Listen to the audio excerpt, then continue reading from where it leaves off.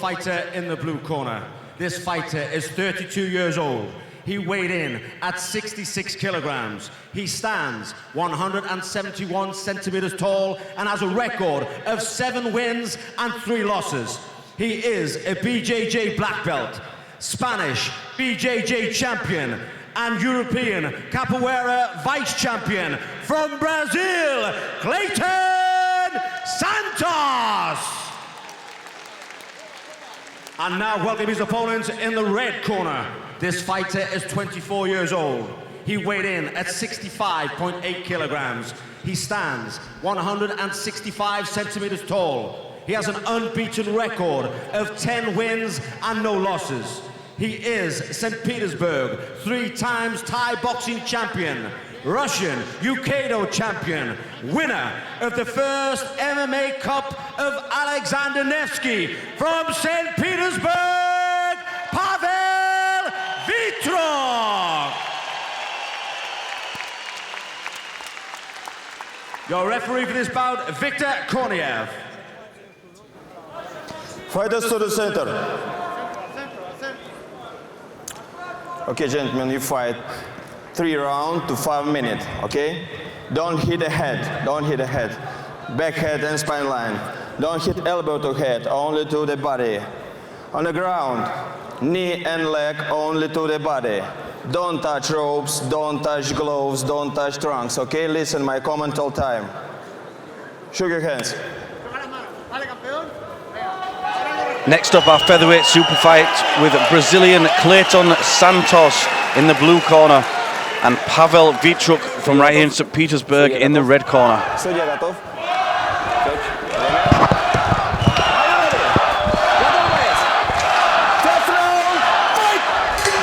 Well, Ian, here we go. This is St. Petersburg favorite fighter, Pavel Vitruk, unbeaten, 10 wins, no losses. He's up against a guy who's also had 10 fights, but he's got 3 losses on his record from Brazil, Clayton Santos. Certainly on paper, this is a classic striker versus grappler match, but both guys have got very good skills in the other areas. Capoeira champion Clayton Santos, and obviously we've seen the groundwork before of Pavel Vitruk. Well, I wonder if we'll see any fancy kicks with the Capoeira. He's certainly not scared to stand with the Thai boxing champion. Vitruk just threw a leg kick there, and Santos nodded his head just like he's done there. Every time he tags him, he's acknowledging the fact he's tagged him. Whether it's a wise decision or not, I do not know, because you do not want to tell your opponent that got me. There have been some solid shots from Vitruk so far, haven't there? Santos got a lazy jab. Again, when he throws out, it comes right down to his legs, never mind his waist. He needs to be careful, because a big overhand right can sort that out just like that. Pulls guard. Let's see what he's got. You've got to be very, very good with your guard game if you want to pull it. You bring somebody to your guard, you've got to be confident in what you can do. With those long legs, you would expect some arm bars or triangles. Looks like we're trying to tie up the arms in first. He's working, at least he's working, Santos. We've seen Vitruk's very competent on the ground as well, Ian. Well, you know, he's unbeaten, he's 10-0. He's not going to rush anything, he's too professional for that. You know, he's fighting in front of his home crowd. He'll want a spectacular win, no doubt. But he's not going to risk anything at all. How would you change your training going in the last week? He's changed, he's now fighting a Brazilian Jiu-Jitsu black belt. He wasn't expecting this. Well, do you know, unless you're training somebody who's right-handed and then all of a sudden you get a southpaw or vice versa, then it can be a little bit awkward. But to be honest, when you're at this level of your game, MMA fighter, it's nice to go in with a little bit of interest and knowledge of your opponent, but you don't really need it, because you should be ready for all aspects. You know, you should be ready for everything. And like I say, 10-0, very experienced, in front of his home crowd. I don't think it matters who you put in front of him. He knows he's going to do well. Doing a good job here of crushing Santos against the fence, so he can't use that guard game as well. Well, you put the head at a 45-degree angle up against the cage, it does restrict your movement from your back. Again, he's using the shoulder as a strike. We've seen a lot of shoulder strikes tonight. Big shots coming down, Ian. Vitruk is getting into his game now. Santos needs to work. Instead of trying to hang on to the arms, he needs to look for submission, reversal, escape.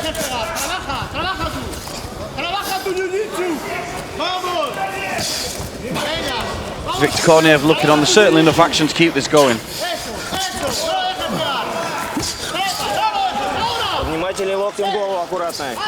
Well, there's a few times the elbow slightly caught the face of Santos, and I think, not that my Russian is that very good, but I think that's the second time he has warned Vitruk for the elbow.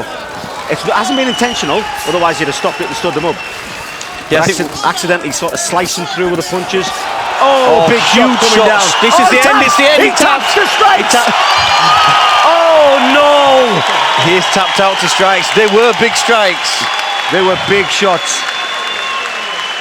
Santos is holding his shoulder, but you know, I've seen this many times before. When somebody gets hit hard and they tap the strikes, they blame it's another injury. But anyway, still a great win for Vitruk.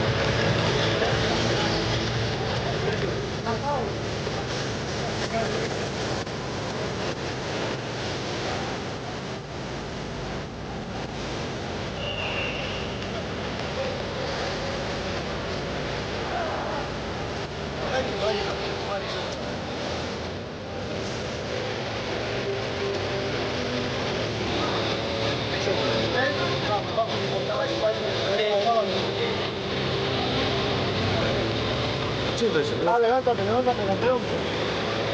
Vamos, aguanta. Vamos.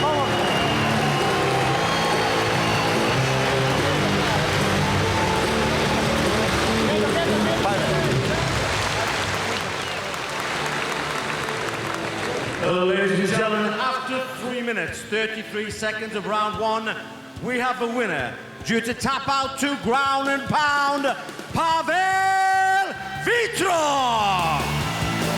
Победу одержал спортсмен из Санкт-Петербурга Павел Витрук, клуб Александр Невский. Павел Витрук. Наши аплодисменты, наши приветствия. Паш, несколько слов поклонникам.